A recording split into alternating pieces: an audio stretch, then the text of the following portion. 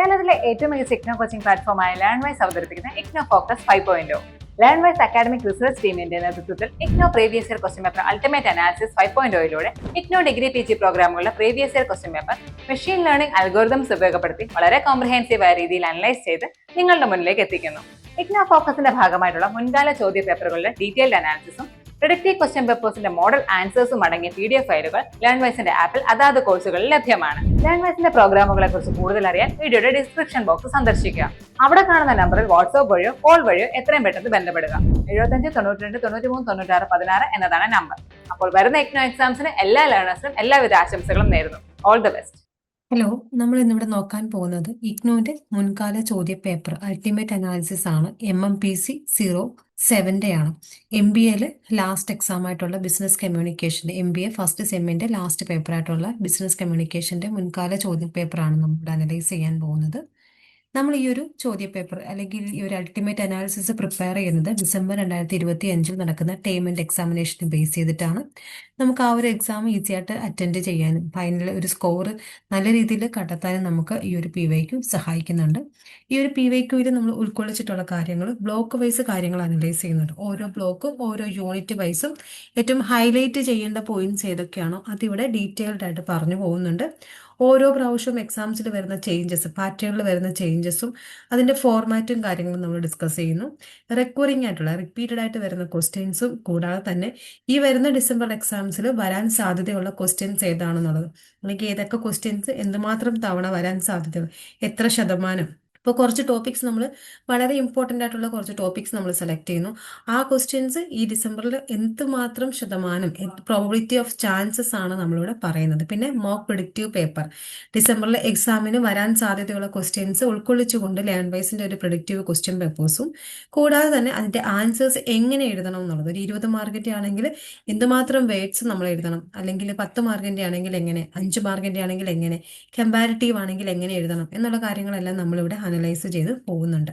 പിന്നെ methodology, പേപ്പറിനെ approach ചെയ്യേണ്ട method എന്താണെന്നും നമ്മൾ പ്രിപ്പയർ ചെയ്യുന്നുണ്ട്. അപ്പോൾ ഈ ഒരു PYQ കണ്ടിട്ട് നിങ്ങൾ എക്സാം എഴുതാൻ പോവുകയാണെങ്കിൽ നല്ല രീതിയിൽ നമുക്ക് ആ ഒരു എക്സാം പെർഫോം ചെയ്യാനായിട്ട് സാധിക്കുന്നതായിരിക്കും.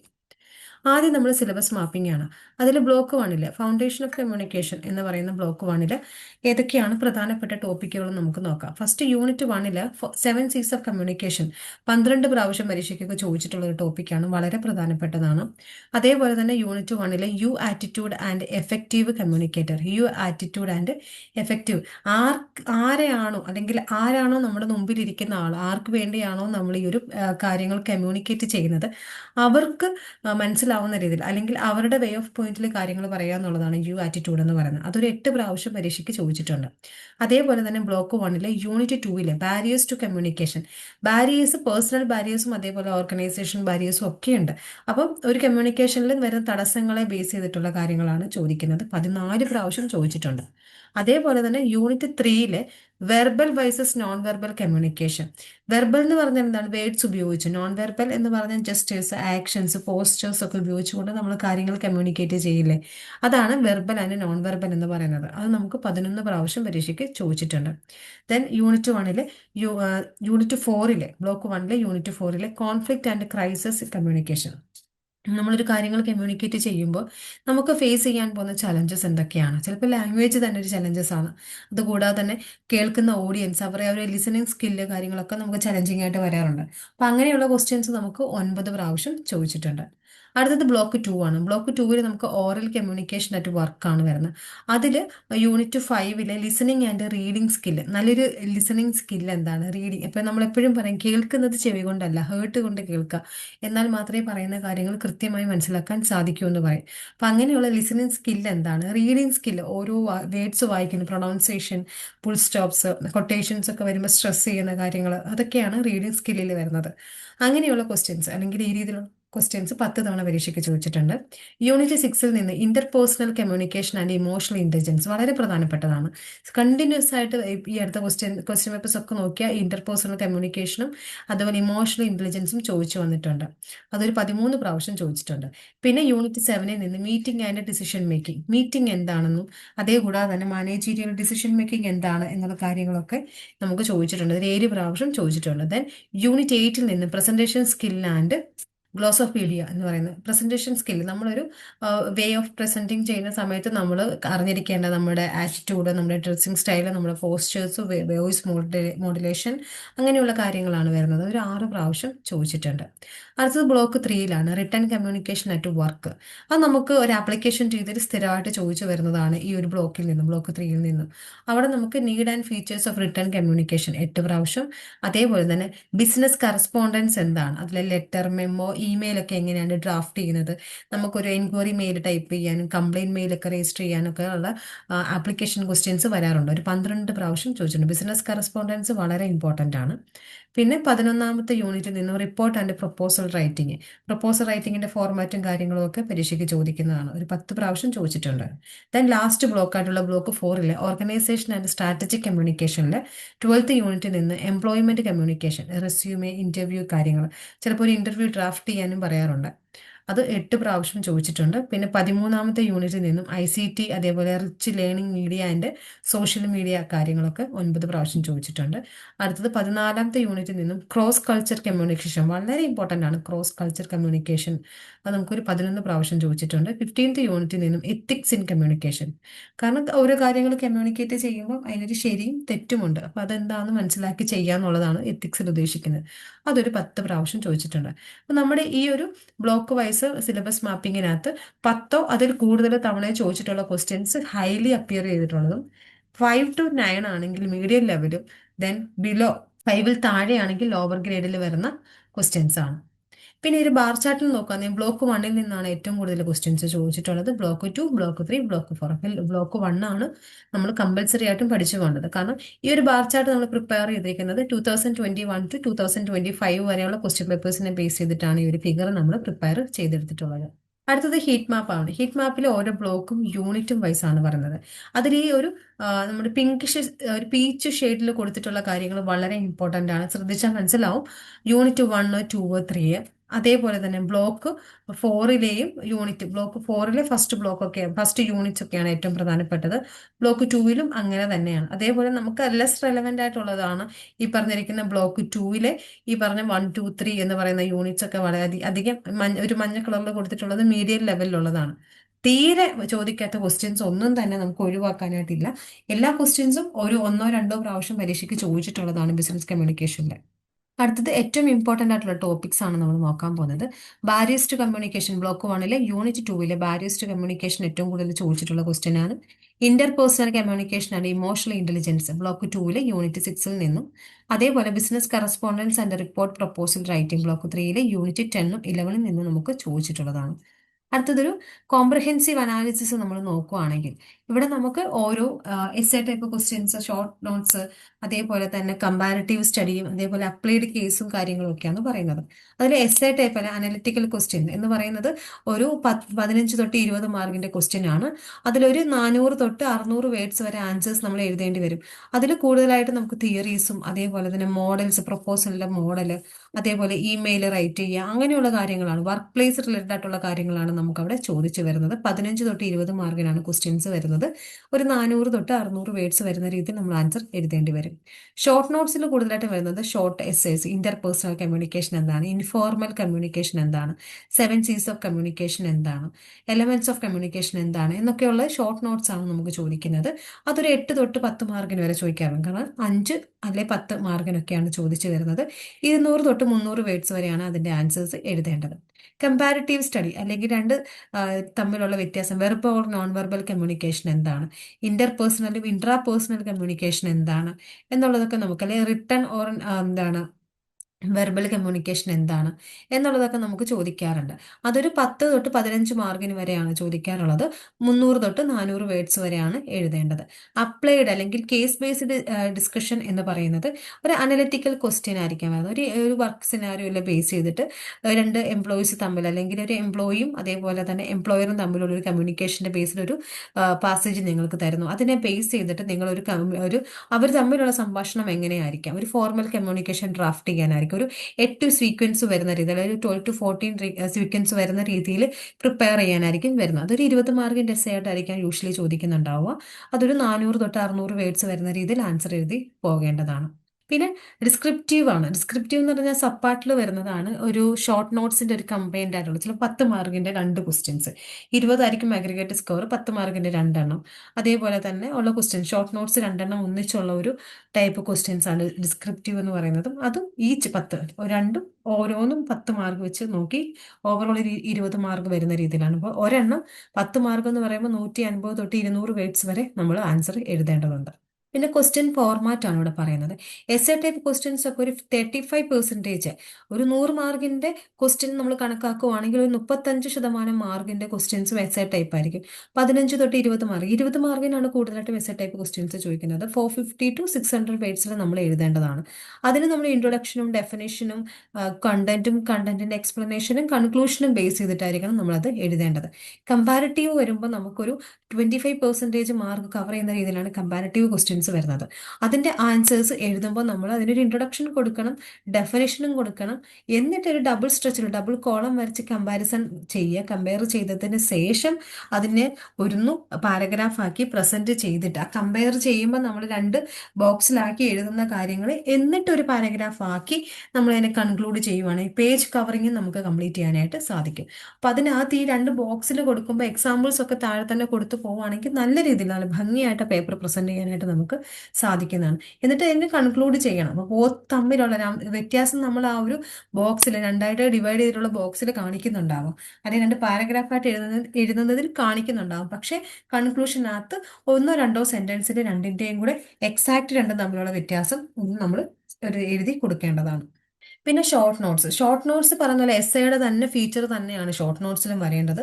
അവിടെ നമ്മളൊരു ഇൻട്രൊഡക്ഷനും ഡെഫിനിഷനും കൊടുത്തിട്ട് പോയിന്റ്സ് കൊടുക്കുക. പോയിന്റ്സിന് ഒരു സെന്റൻസിൽ എങ്ങാനും ഡിഫൈൻ ചെയ്തിട്ട് കൺക്ലൂഡ് ചെയ്ത് എഴുതാവുന്നതാണ്. 10 മാർക്കിനും 5 മാർക്കിനും ഒക്കെയാണ് നമുക്ക് ആവറേജ് ആണ് പറയുന്നത് 8 തൊട്ട് 10 വരെ. പക്ഷെ നമുക്ക് യൂഷ്വലി ചോദിക്കുന്നത് 5 മാർക്കിനും 10 മാർക്കിനുമാണ് ഷോർട്ട് എസ്സേസ് ചോദിക്കുന്നത്.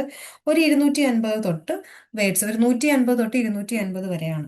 10 മാർക്കൊക്കെ ആകുമ്പോൾ ഒരു 250 300-നകത്ത് വരുന്ന രീതിയിൽ എഴുതണം. അല്ലെങ്കിൽ ഒരു 150 വേർഡ്സ് ഒക്കെ എഴുതിയാൽ മതി 5 മാർക്കിന്റെ ആണെങ്കിൽ. കേസ് ബേസ്ഡ് ആപ്ലിക്കേഷൻസ് വരുമ്പോൾ അതിന് നമ്മൾ ഇത്ര ശതമാനം അല്ലെങ്കിൽ ഇത്ര പേജ് നമുക്ക് പറയാനായിട്ട് പറ്റത്തില്ല. വെയിറ്റേജ് ഒരു 20 മാർക്കിനൊക്കെ ആയിരിക്കും ചോദിക്കുന്നുണ്ടാവുക. അത് നമ്മുടെ ആ പ്രസൻസ് ഓഫ് മൈൻഡിൽ നമ്മൾ അത് എന്തുമാത്രം സീക്വൻസിൽ എഴുതുന്നു അതിനനുസരിച്ച് നമുക്ക് മാർക്ക് വരുന്നതായിരിക്കും.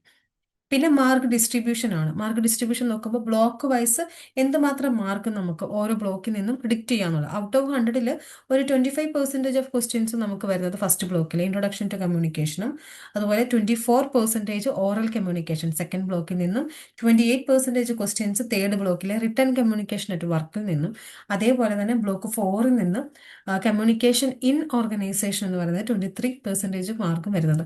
അതിൽ നിങ്ങൾ ശ്രദ്ധിച്ചാൽ മനസ്സിലാവും ഏറ്റവും കൂടുതൽ ക്വസ്റ്റ്യൻസ് വരുന്നത് ബ്ലോക്ക് 1-ൽ നിന്നായിരിക്കും. പക്ഷേ ഏറ്റവും കൂടുതൽ മാർക്കിനുള്ളത് മീൻസ് ഒരു ഫൈനൽ പാർട്ടിൽ നമുക്ക് വരുന്ന ബി സെക്ഷനിലെ ക്വസ്റ്റ്യൻ ഒക്കെ നമുക്ക് വരുന്നത് എപ്പോഴും ബ്ലോക്ക് 3-ൽ നിന്നാണ്. അതുകൊണ്ടാണ് മാർക്കിന്റെ വയസ്സ് നോക്കുമ്പോൾ 28% മാർക്കും കവർ ചെയ്യുന്നത് ബ്ലോക്ക് 3-ൽ നിന്നായത്. കാരണം കൂടുതൽ മാർക്ക് ഒരു 20 മാർക്കിന്റെ അല്ലെങ്കിൽ ഒരു 40 മാർക്കിന്റെ ക്വസ്റ്റ്യൻ ഒക്കെ ഇപ്പൊ മാർക്കറ്റിംഗിൽ തൊട്ട് മുമ്പ് നടന്ന മാർക്കറ്റിംഗിനകത്ത് നമുക്കൊരു കേസ് സ്റ്റഡി പോലെ ചോദിച്ചിരുന്നു. അവസാനത്തെ ക്വസ്റ്റ്യൻ കമ്പൽസറി 40 മാർക്കിന്റെ ആണ്. അപ്പൊ അങ്ങനെയുള്ള ക്വസ്റ്റ്യൻസ്, കമ്പൽസറി ആയിട്ടുള്ള ക്വസ്റ്റ്യൻസ് ഒരു 40% മാർക്ക് കവർ ചെയ്യുന്ന രീതിയിലൊക്കെ വരുന്നത് ബ്ലോക്ക് 3-ൽ നിന്നായിരിക്കും. നിങ്ങൾ ഇഗ്നോയിൽ ജോയിൻ ചെയ്തിട്ടുള്ള ഒരാളാണോ, അല്ലെങ്കിൽ ഇഗ്നോയിൽ ജോയിൻ ചെയ്ത് ഡിഗ്രിയോ പിജിയോ നേടണമെന്ന് ആഗ്രഹിക്കുന്ന ഒരാളാണോ? ആണെങ്കിൽ നിങ്ങൾക്ക് വേണ്ടിയുള്ളതാണ് ലേൺവൈസ് പ്ലാറ്റ്ഫോം. കേരളത്തിലെ ഏറ്റവും മികച്ച ഇഗ്നോ സപ്പോർട്ട് പ്ലാറ്റ്ഫോമായ ലേൺവൈസിന്റെ സഹായത്തോടു കൂടി രാജ്യത്തെ ഏറ്റവും മികച്ച, ഏറ്റവും ക്രെഡിബിൾ ആയിട്ടുള്ള ഡിസ്റ്റൻസ് എഡ്യൂക്കേഷൻ യൂണിവേഴ്സിറ്റി ഇഗ്നോയിൽ നിന്ന് ഡിഗ്രി, PG, MBA ഒക്കെ നേടാം. 36ഓളം വരുന്ന പ്രോഗ്രാമുകൾ നിങ്ങൾക്ക് ഫസ്റ്റ്, സെക്കൻഡ്, തേർഡ്, ഫോർത്ത് ഇയറിന് ആവശ്യമായിട്ടുള്ള എല്ലാ സപ്പോർട്ടും ലേൺവൈസിൽ അവൈലബിൾ ആണ്. ഞങ്ങളുടെ എല്ലാ ലേണേഴ്സിനും കൃത്യമായ മെന്റർഷിപ്പോട് കൂടി കോംപ്രിഹെൻസീവായ ഒരു ഡിഗ്നിഫൈഡ് ലേണിംഗ് എക്സ്പീരിയൻസ് ഉറപ്പാക്കുന്ന ലേൺവൈസിന്റെ സവിശേഷതകൾ നിങ്ങൾക്ക് ഇവിടെ കാണാം. ലേൺവൈസിൽ മുൻപ് പഠിച്ചവരുടെ, നിലവിൽ പഠിച്ചുകൊണ്ടിരിക്കുന്ന ലേണേഴ്സിന്റെയും എക്സ്പീരിയൻസസ് അറിയുന്നതിനായി എത്രയും പെട്ടെന്ന് തന്നെ ലേൺവൈസിന്റെ യൂട്യൂബ് ചാനൽ സന്ദർശിക്കാം. അവിടെ നിങ്ങൾക്ക് ധാരാളം വീഡിയോസ് കാണാനാവും. കൂടുതൽ വിവരങ്ങൾക്കായി താഴെ കൊടുക്കുന്ന നമ്പറിൽ കോൾ വഴിയോ വാട്സ്ആപ്പ് വഴിയോ ബന്ധപ്പെടുക. പിന്നെ ഈ ഒരു ഫിഗറിനകത്ത് നോക്കിക്കഴിഞ്ഞാൽ എസ് എ ടൈപ്പ് ക്വസ്റ്റ്യൻസ് കൂടി വരുന്നുണ്ട് കാണുന്നത്. കാരണം നമുക്ക് ആ ഒരു ലൈനിൽ കണ്ടില്ലേ 30%-ൽ നിന്നും അതൊരു 45 അല്ലെങ്കിൽ 40%-ലോട്ട് കൂടി വന്നിരിക്കുകയാണ്. അതേപോലെ തന്നെ ഷോർട്ട് നോട്ട്സ് കുറഞ്ഞു വരികയാണ്. ഇപ്പോൾ കഴിഞ്ഞ എക്സാംസിലൊക്കെ കമ്പയറിൽ നോക്കുമ്പോൾ 35% ചോദിച്ചുകൊണ്ടിരുന്ന ഈ ഷോർട്ട് നോട്ട്സ് ഇപ്പോൾ അതൊരു 28 അല്ലെങ്കിൽ 26 എന്ന ലെവലിലോട്ട് വന്നിട്ടുണ്ട്.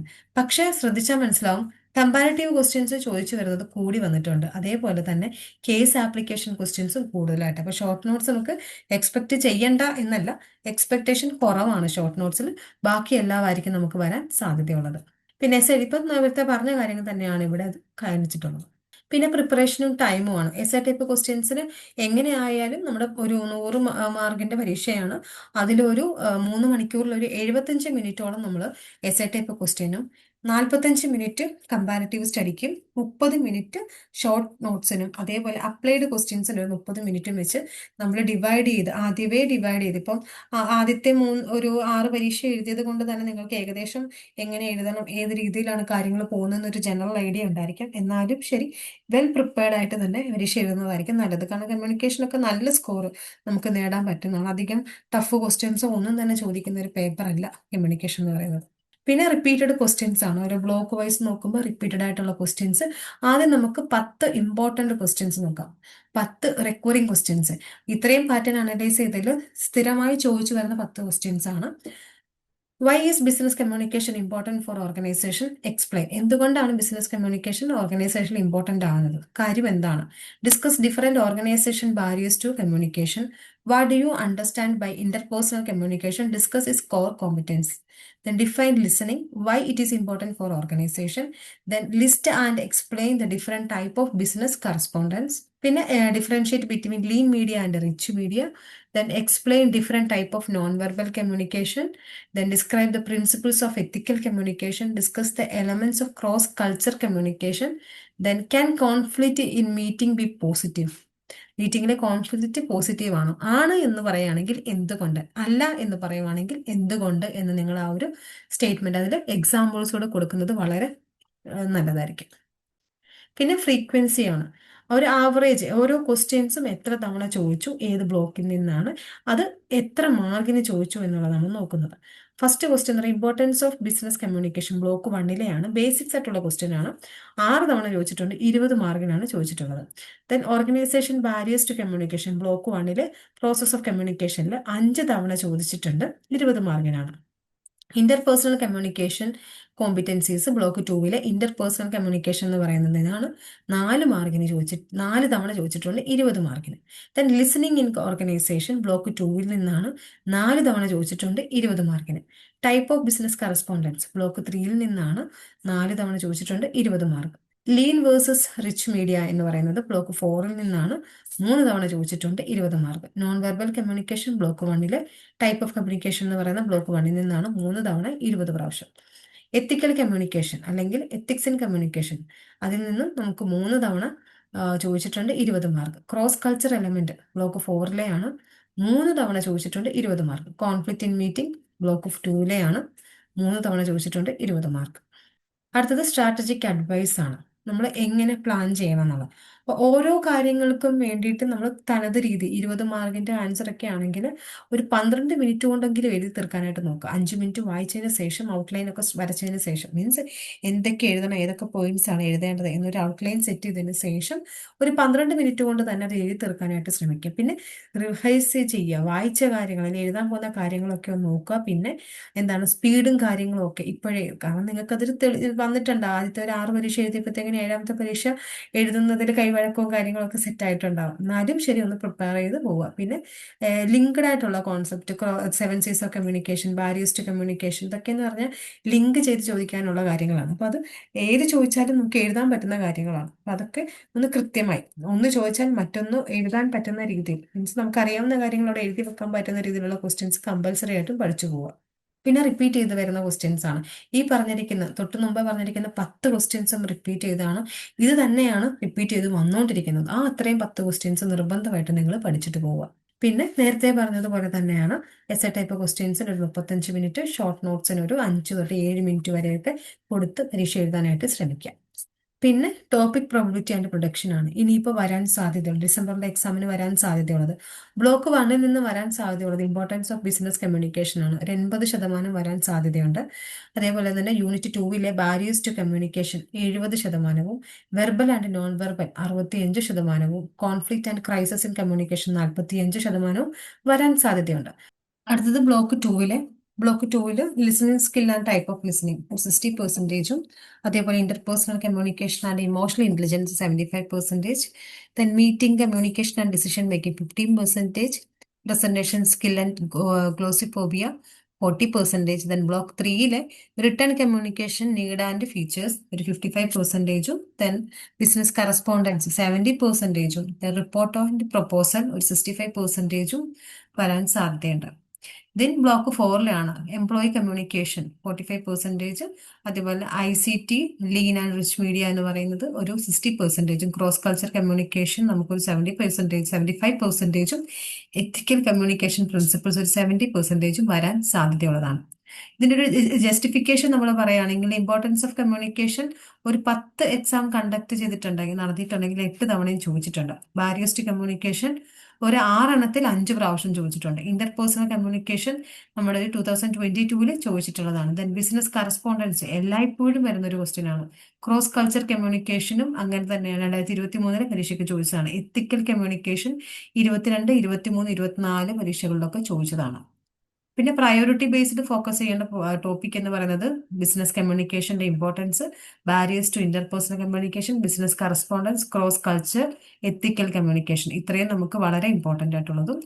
മീഡിയം ലെവലിൽ പറയുകയാണെങ്കിൽ ലിസണിങ് എന്താണെന്നും written communication, presentation skill, report, ICT ഇതൊക്കെ മീഡിയം ലെവലിലും ലോ ലെവൽ ചാൻസ് ഉള്ളത്. പക്ഷെ ഇത് നിർബന്ധമായിട്ട് നോക്കേണ്ടതാണ്. അതിനകത്ത് വരുന്നത് മൈനർ ഏരിയ ആയിട്ടുള്ള കേസ് ആസ്പെക്ട്സും കാര്യങ്ങളും ഒക്കെയാണ് നമുക്ക് വരുന്നത്. പിന്നെ MCQ ക്വസ്റ്റ്യൻസ് ഒന്നും നമുക്കിവിടെ ചോദിക്കാറില്ല. പിന്നെ അടുത്തത് MMPC 7 നമ്മുടെ പ്രിഡിക്റ്റീവ് ക്വസ്റ്റ്യൻ പേപ്പറാണ്. മോക്ക് പ്രിഡിക്റ്റീവ് പേപ്പറാണ് 11 വയസ്സ് പ്രിപ്പയർ ചെയ്യുന്നത്. 3 മണിക്കൂർ ദൈർഘ്യമുള്ള പരീക്ഷയ്ക്ക് 100 മാർക്സിന്റെ ക്വസ്റ്റ്യൻസ് ആണ്. ഇവിടെ പറയുന്നുണ്ട് അറ്റംപ്റ്റ് 5 ഏതെങ്കിലും 5 എണ്ണം അറ്റംപ്റ്റ് ചെയ്യും. All questions carry equal mark, എല്ലാം ഈക്വൽ മാർക്കാണുള്ളത്. ഫസ്റ്റ് എന്ന് പറയുന്നത് discuss the nature and scope of business communication in contemporary organisation. How does effective communication contribute to coordination, motivation, decision making at different managerial level? Illustrate your answer with the suitable organization example. 20 മാർക്കിന്റെയാണ്.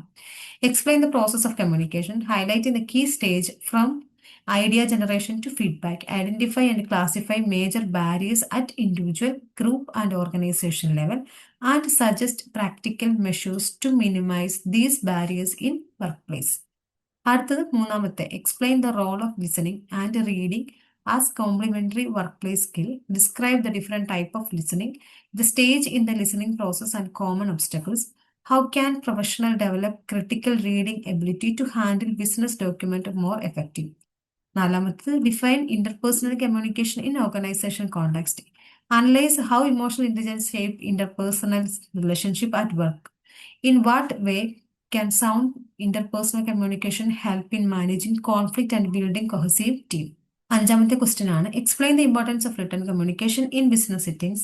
Discuss the essential features of effective written message and outline the stage involved in planning, drafting, revising, and presenting a formal written document. 6th question ആണ് describe the key forms of short business correspondence such as business letter, memorandum, email, and brief internal notes. Compare their purpose and tone, and state the principles you would follow while composing each of clarifying and professionalism. 7th question, what is a business report? Differentiate between the routine and the analyzed report. Discuss the major attempt and logical organizations of a long report, and briefly explain how the structure of business proposal may differ from that of a report. Then the 8th question, explain the significance of communication in multinational workplace. Discuss how culture value influence communication style, and outline the strategies of overcoming cross-cultural misunderstanding. In the same context, explain why ethical considerations are central to responsible business communication. ഇത്രയും questions ആണ് നമുക്ക് 8 question. ഇതിലേതെങ്കിലും 5 എണ്ണം എഴുതുക. എല്ലാം simple ആണ്, direct ആണ് ചോദിച്ചിട്ടുള്ളത്. നമ്മൾ പറഞ്ഞ ക്വസ്റ്റ്യൻസ് ഒക്കെ തന്നെയാണ്. ഈ ഒരു 10 ടോപ്പിക്ക് നമ്മൾ പറയുന്നുണ്ട്. അതിനെ വെച്ചിട്ടാണ് നമ്മൾ ഈ 8 ക്വസ്റ്റ്യൻസ് പ്രിപ്പയർ ചെയ്തിട്ടുള്ളത്. ഇത് മസ്റ്റായിട്ടും പഠിച്ചിട്ട് പോയാൽ നിങ്ങൾക്ക് ഈസി ആയിരിക്കും നിങ്ങളുടെ എക്സാം. കാരണം എപ്പോഴും കമ്മ്യൂണിക്കേഷൻ ഇതൊക്കെ തന്നെ ചോദിക്കാനുള്ളൂ, അധികം നമുക്കൊന്നും പഠിക്കാനില്ല. അപ്പോൾ നല്ല രീതിയിൽ എഴുതുക, നല്ല രീതിയിൽ പ്രിപ്പയർ ചെയ്ത് പോവുക. നല്ലൊരു വിജയം നിങ്ങൾക്ക് നേടാൻ സാധിക്കട്ടെ. All the best. വീട്ടിലിരുന്ന് ഡിഗ്രി PG പഠിക്കാം. ഇന്ത്യയിലെ ഏറ്റവും മികച്ച ഇഗ്നോ സപ്പോർട്ട് പ്ലാറ്റ്ഫോമായ ലേൺവൈസിന്റെ സഹായത്തോടെ രാജ്യത്തെ ഏറ്റവും മികച്ച ഡിസ്റ്റൻസ് എഡ്യൂക്കേഷൻ യൂണിവേഴ്സിറ്റിയായ ഇഗ്നോയിൽ നിന്നും ഡിഗ്രി അല്ലെങ്കിൽ PG നേടാം. കൂടുതൽ വിവരങ്ങൾക്കായി എത്രയും പെട്ടെന്ന് സ്ക്രീനിൽ കാണുന്ന നമ്പറിൽ വാട്സാപ്പ് വഴിയോ കോൾ വഴിയോ ബന്ധപ്പെടുക.